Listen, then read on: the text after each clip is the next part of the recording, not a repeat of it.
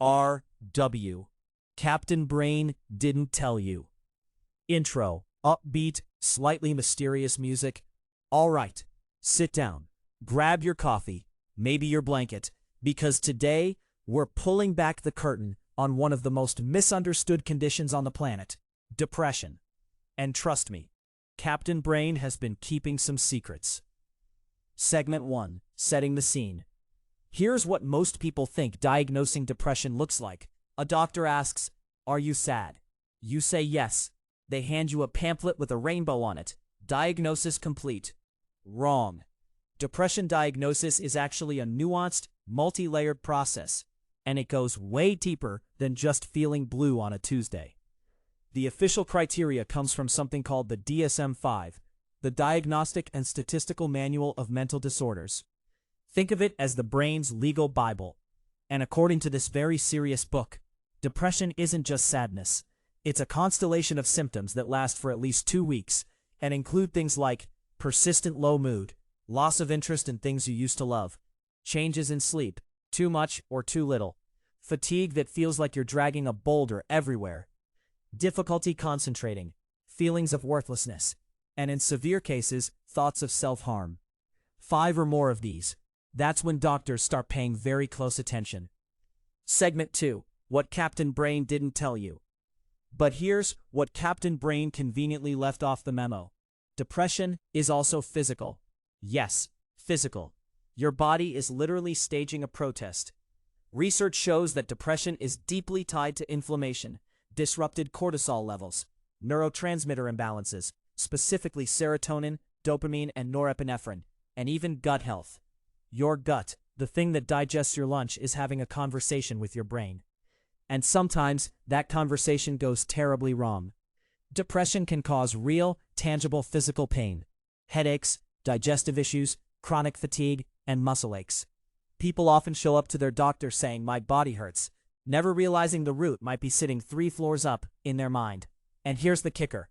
Many people go years without a proper diagnosis because the physical symptoms get treated while the emotional ones get ignored.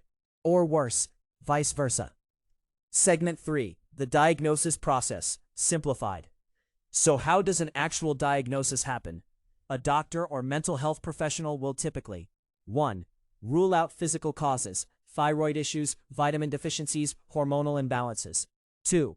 Use validated screening tools like the PHQ-9. 3. Explore your personal and family history. 4. Assess how symptoms impact your daily functioning. It's detective work, and you are both the witness and the crime scene.